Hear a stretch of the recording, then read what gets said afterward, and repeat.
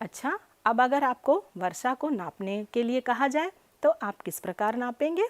चलिए, इसके लिए एक रोचक यंत्र है, उसके बारे में बात करते हैं। वर्षा मापने के लिए हम वर्षा मापी यंत्र का प्रयोग करते हैं।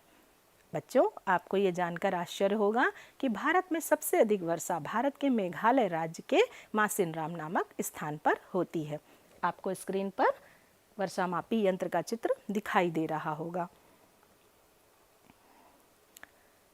वर्षा मापी यंत्र को आप देख पा रहे हैं।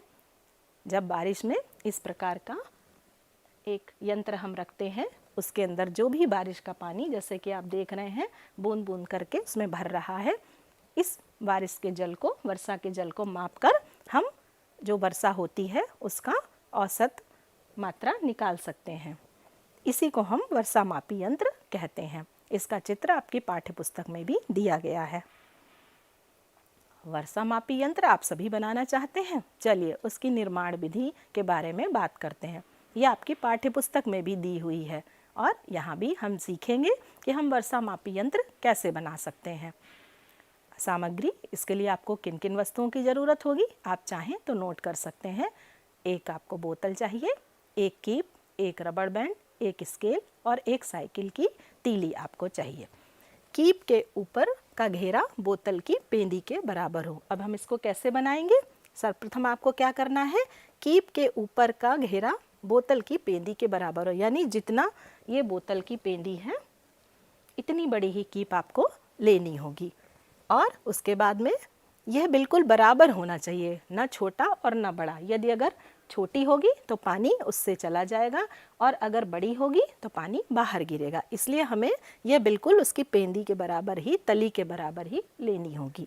उसके बाद हम क्या करेंगे, कीप को बोतल के ऊपर रखकर उसे रबड़ बैंड से कसकर हम बांध देंगे। आप देख पा रहे होंगे यहाँ पर ये एक बोतल है और इसके ऊपर कीप बिल्कुल इसकी पेंदी की तली के साइज का इसमें नापकर इसको एक कसकर बांध दिया गया है। उसके बाद में हम क्या करेंगे, ये आपका यंत्र तैयार हो जाएगा। इसी को हम वर्षा मापी यंत्र कहते हैं और इस कीप के अंदर जाने वाले वर्षा के जल को मापकर हम अपनी वर्षा को माप सकते हैं। इस प्रकार हमारा वर्षा मापी यंत्र तैयार होगा। है ना मज़ेदार? आप भी वर्षा मापी यंत्र तैयार कर सकते हैं। अब जानते हैं कि वर्षा मापी यंत्र का प्रयोग हम किस प्रकार कर सकते हैं। जब आपने यंत्र बना लिया तो आप इसका प्रयोग किस प्रकार करेंगे? देख रहे हैं आप, इस वर्षा मापी यंत्र में निरंतर वर्षा की बूंदें जा रही हैं और हम इसका प्रयोग कैसे करेंगे? जब वर्षा हो तो इसको खुले स्थान पर या छत पर आपको रखना होगा। जब आपने यंत्र बना लिया और जब बारिश होने लगी तब आप इसको किसी खुले हुए स्थान पर रख दें जहां बारिश का पानी आ रहा हो। इसमें वर्षा का पानी गिरेगा, इसको खुले स्थान पर रख दें और जब बारिश होगी तो जितनी बारिश होगी उसका पानी बूंदों के रूप में इस कीप के अंदर गिरेगा। आप 1 घंटे, 2 घंटे या दिन भर की जैसा चाहें उस समय की वर्षा की माप कर सकते हैं। अर्थात यदि अगर आपको ये जानना हो कि 1 घंटे में कितनी वर्षा हुई है तो आप घड़ी देखकर इसको 1 घंटे के लिए खुले स्थान में रख दीजिए। उतनी देर में जितनी वर्षा हुई होगी उतना पानी की मात्रा इस कीप के द्वारा इस यंत्र में चली जाएगी और इस पानी की मात्रा को मापकर आप ये जान सकते हैं कि उस घंटे में कितनी बारिश हुई। है ना मज़ेदार खेल? आप अपनी अभ्यास पुस्तिका में इस प्रकार समय के हिसाब से आप वर्षा की माप को कर सकते हैं। अब हम जल को कैसे नापेंगे, कैसे जानेंगे कि कितनी वर्षा हुई है? उसके लिए हम क्या करेंगे, जहाँ तक हम एक तीली लेंगे, एक तीली को हम इस बोतल में, अगर हमको 1 घंटे हमने इसको रखा है, फिर हम इस यंत्र को वहाँ से हटा लेंगे और तीली को हम कीप को हटाकर उसके अंदर डालेंगे। वो तीली जितनी भीगी हुई होगी उसे हम स्केल से नाप लेंगे। आप सभी के पास स्केल तो होगी। हमने एक तीली पानी में डुबोई, जहाँ तक वो तीली भीगी उसको हमने वापस निकाल लिया और उसे अपनी स्केल से नाप लिया। जितने सेंटीमीटर या जितने इंच वो तीली भीगी हुई स्केल से माप आए, समझ लीजिए उस घंटे में उतनी ही बारिश हुई। वर्षा की माप जब ना करनी हो तो इस वर्षा मापी यंत्र को आप सुरक्षित रख सकते हैं और पुनः जब वर्षा हो तब आप इसको माप कर इसका प्रयोग कर सकते हैं।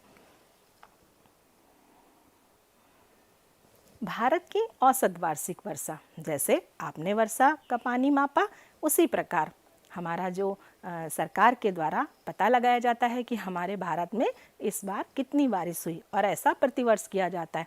तभी तो आपने समाचार पत्रों या समाचार के माध्यम से सुना होगा कि इस वर्ष वर्षा कम हुई या ज़्यादा हुई। इसी प्रकार यंत्रों के द्वारा वर्षा को मापा जाता है। वर्षा प्रदर्शित करते इस भारत के मानचित्र को देखिए।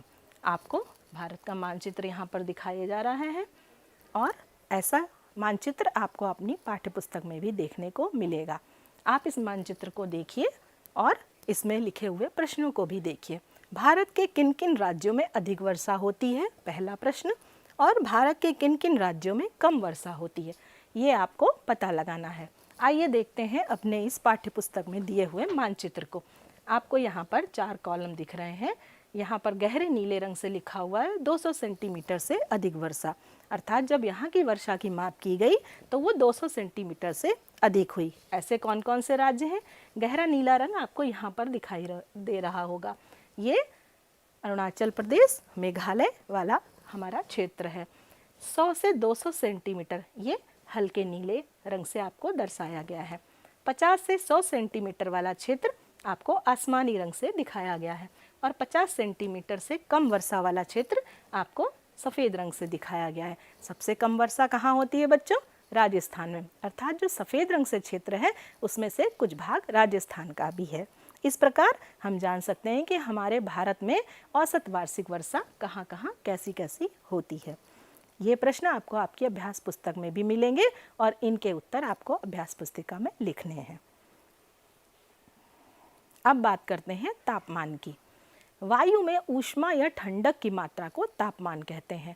जब आप जैसे महसूस करते हैं ऋतुओं के बदलने के हिसाब से वायु में गर्मी बढ़ती है, तो हम कहते हैं कि तापमान बढ़ गया है, अर्थात गर्मी बढ़ गई है। या तापमान कम होता है वायु में, तो फिर हम उसको ठंडक कहते हैं, और ये कहते हैं कि ठंडक की मात्रा वायु में बढ़ गई है, तो तापमान घट जाता है। इसको हम कैसे मापते हैं?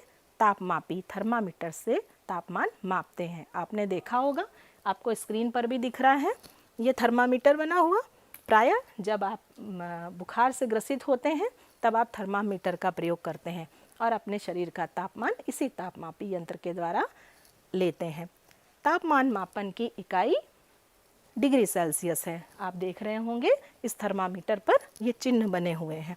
इन्हीं के द्वारा हम मापकर ये जान सकते हैं कि तापमान कितना है। आइए अब और जानते हैं भारत में शीत ऋतु का तापमान कैसा रहता है। जैसे कि हमने ऋतुओं में पढ़ा ही था, उत्तर भारत में सामान्यतः शीत ऋतु नवंबर माह के मध्य से आरंभ होती है, और जनवरी और फरवरी के महीनों में हम सर्वाधिक ठंड का अनुभव करते हैं। उत्तर भारत में अधिकांश भागों में दिन का औसत तापमान 21 डिग्री सेल्सियस से भी कम होता है, और रात का तापमान तो और भी घट जाता है। इसीलिए आपको रात में ज़्यादा सर्दी लगती है। आपने गर्मी के मौसम में अधिक गर्मी का अनुभव किया होगा और सर्दियों में अधिक सर्दी का। ऐसा तापमान कम होने और बढ़ने के कारण ही होता है। शीत ऋतु में उत्तर भारत में अधिक ठंड पड़ने के कारण इस क्षेत्र की हिमालय पर्वत से निकटता और समुद्र से दूरी है। हमारे उत्तर भारत में जो भी क्षेत्र हैं वो सभी हिमालय पर्वत के पास में हैं, और जैसा कि आप जानते हैं हिमालय पर्वत अर्थात बर्फ़ की पहाड़ियाँ, तो इस वजह से यहाँ पर तापमान हमेशा कम रहता है और सर्दी ज़्यादा अनुभव करते हैं हम सर्दी के मौसम में। प्रायद्वीपीय भारत में भूमध्य रेखा और समुद्र की निकटता के कारण शीत ऋतु का अधिक प्रभाव नहीं होता है। अब आइए विचार करें, भूमध्य रेखा और समुद्र की निकटता प्रायद्वीपीय भारत में अधिक ठंड क्यों नहीं पड़ने देती। जैसा कि हम लोगों ने अभी चर्चा ही की थी कि समुद्र के निकटवर्ती क्षेत्रों में मानसूनी हवाओं के कारण, दबाव के कारण वहाँ पर तापमान उतना ठंडा नहीं होता जितना कि उत्तर भारत में। अब भारत में वर्षा ऋतु का तापमान कैसा रहता है। अभी हम तापमान के बारे में चर्चा कर रहे हैं। वर्षा ऋतु में लगभग 4 माह गर्म या उमस भरे दिनों का सामना करना पड़ता है, और इसी के साथ हमें गर्मी और नमी भी महसूस होती है। वर्षा के समय तापमान कम हो जाता है और वर्षा बंद यदि हो जाती है तो तापमान बिल्कुल गर्मी जैसा ही हमें महसूस होता है। अब जब तापमान घटता और बढ़ता है उसके कारण कुछ बीमारियां भी फैलती हैं। अपने देश में 4 माह के अतिरिक्त हमें गर्म या उमस भरे दिनों का सामना करना पड़ता है। आपने अनुभव किया होगा कि सर्दी कुछ कम समय ही रहती है जबकि गर्मी ज़्यादा समय। ऐसे बदलते तापमान के कारण मौसमी दशाओं में जीवाणु विषाणु खूब पनपते हैं और बीमारियों का कारण बनते हैं। इन बीमारियों से बचने के लिए हमें क्या करना चाहिए? हमें आसपास के स्थान व जल को स्वच्छ रखना चाहिए। भारत में ग्रीष्म ऋतु का तापमान किस प्रकार होता है, किस प्रकार घटता बढ़ता है? आप स्क्रीन पर देख पा रहे होंगे कि किस प्रकार धीरे धीरे तापमान बढ़ता है। उत्तर भारत में सामान्यतः ग्रीष्म ऋतु मार्च के माह से आरंभ होती है। यहाँ हम अप्रैल से जून माह के बीच सबसे ज़्यादा गर्मी का अनुभव करते हैं। आपने बहुत बार ऐसा महसूस किया होगा कि अप्रैल और जून के मध्य आपको भयंकर गर्मी का अनुभव होता है। भारत के अधिकांश भागों में इस समय तापमान अधिक ही रहता है। मई माह के उत्तर पश्चिमी भागों का तापमान, जो भारत के उत्तर पश्चिमी भाग हैं, वहाँ पर मई माह में तापमान 48 डिग्री सेल्सियस तक पहुँच जाता है, अर्थात बहुत भयंकर गर्मी का अनुभव हम सभी करते हैं। दक्षिण भारत में ग्रीष्म ऋतु समुद्र से निकटता के कारण उत्तर भारत जैसी प्रखर नहीं होती, अर्थात समुद्र तटीय किनारे सामान्य मौसम का अनुभव देते हैं।